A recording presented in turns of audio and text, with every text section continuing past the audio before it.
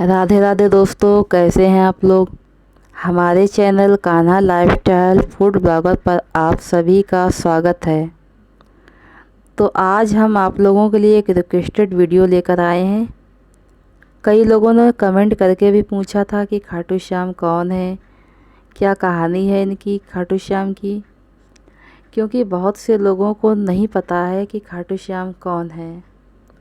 तो आज की वीडियो इसी पर है। आई होप कि आप लोगों को वीडियो पसंद आएगी। तो अगर आप लोगों को वीडियो अच्छी लगे तो वीडियो को लाइक करें, शेयर करें और कमेंट करें। और हमारे चैनल पर नए हैं तो चैनल को सब्सक्राइब ज़रूर करें। तो चलिए वीडियो को शुरू करते हैं। आज हम आप लोगों को खाटू श्याम की पूरी कहानी बताएंगे, जो कि बिल्कुल सत्य है। तो दोस्तों, खाटू श्याम मंदिर राजस्थान के प्रसिद्ध चमत्कारी स्थानों में से एक माना जाता है। खाटू श्याम बाबा के दरबार से कोई भी खाली हाथ नहीं जाता है। खाटू श्याम बाबा कलयुग में अपने वरदान और चमत्कारों के लिए प्रसिद्ध हैं। राजस्थान में शेखावटी क्षेत्र के सीकर जिले में स्थित खाटू श्याम बाबा का प्रसिद्ध मंदिर है, जिसमें फाल्गुन शुक्ल पक्ष की द्वादशी को श्याम बाबा का विशाल मेला लगता है और मेले में देश विदेश से लाखों भक्त सम्मिलित होते हैं।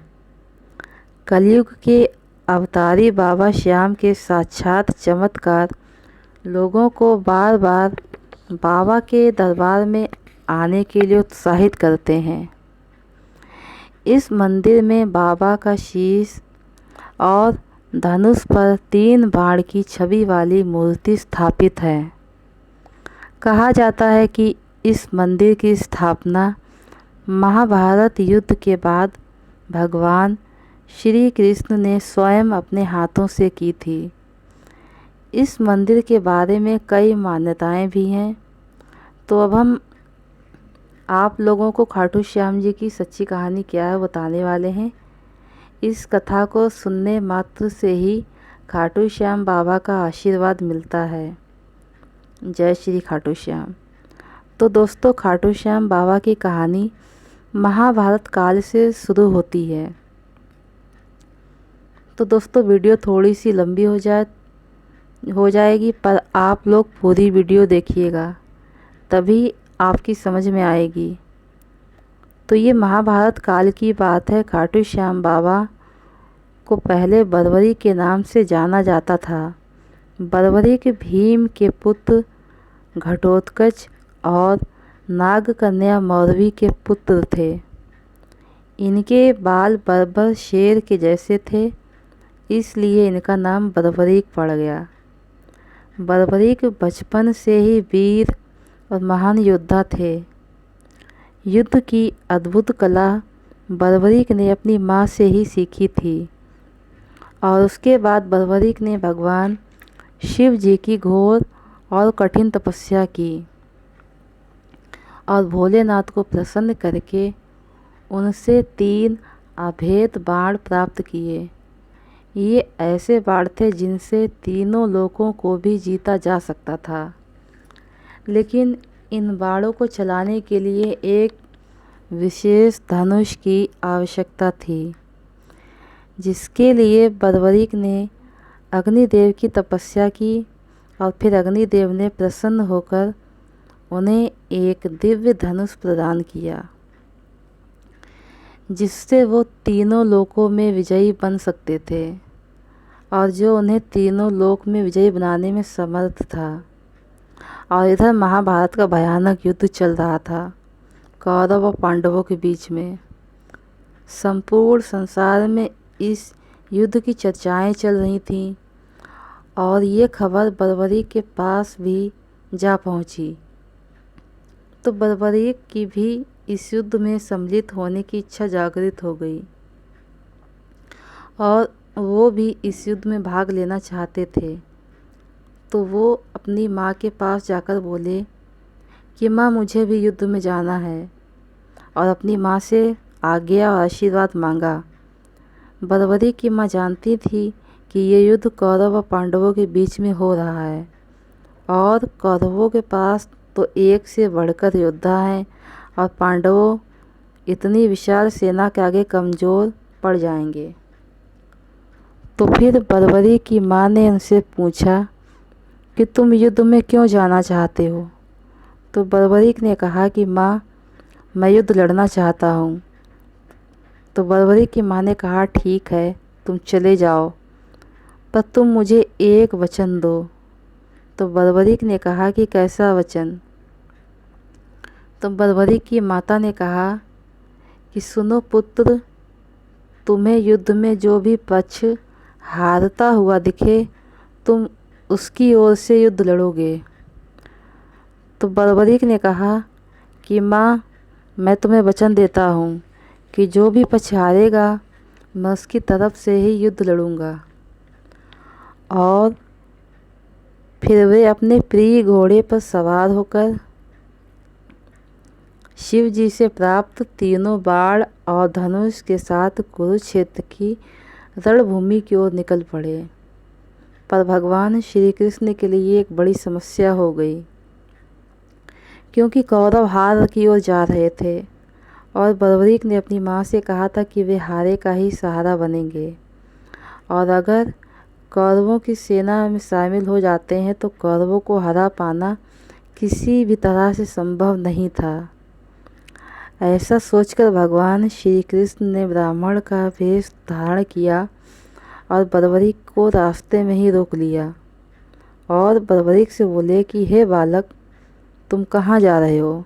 तो बर्बरीक ने कहा कि मैं महाभारत के युद्ध में युद्ध लड़ने जा रहा हूँ।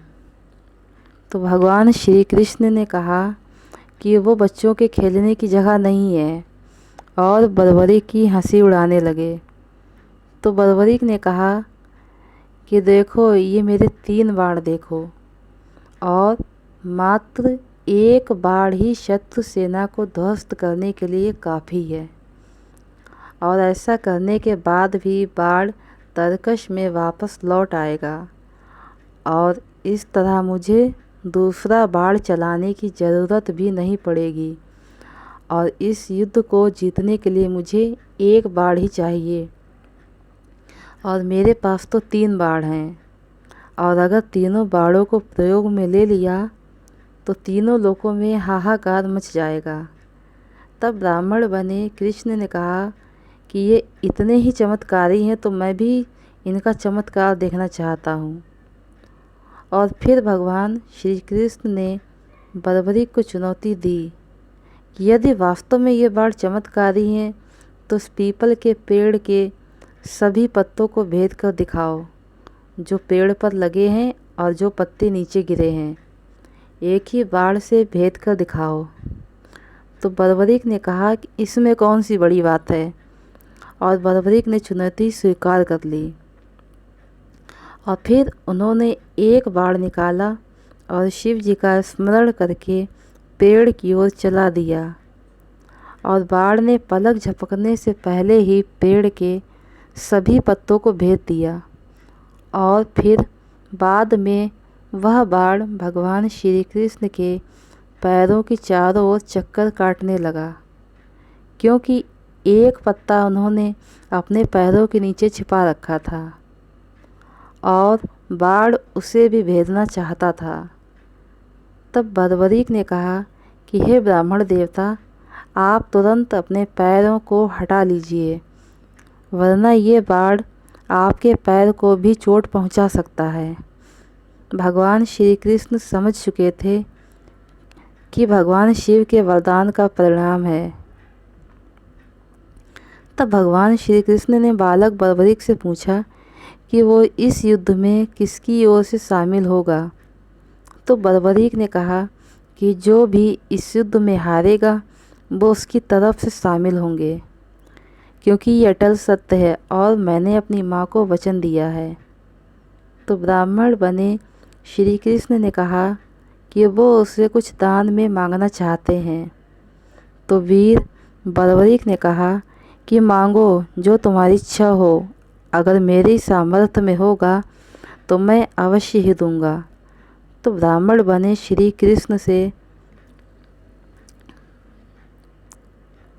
कृष्ण ने बर्बरीक से उनका शीश दान में मांग लिया। बालक बर्बरीक कुछ क्षण के लिए तो सोच में पड़ गए, पर अगले ही पल अपने वचन को याद करके हाँ कह दिया।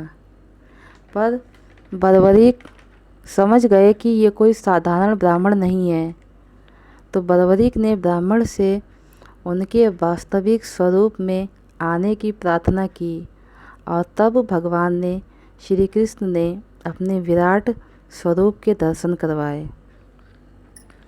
बर्बरीक ने भगवान श्री कृष्ण से प्रार्थना की कि वो अंत तक, युद्ध की समाप्ति तक इस युद्ध को देखना चाहते हैं, और श्री कृष्ण ने उनकी ये बात स्वीकार कर ली।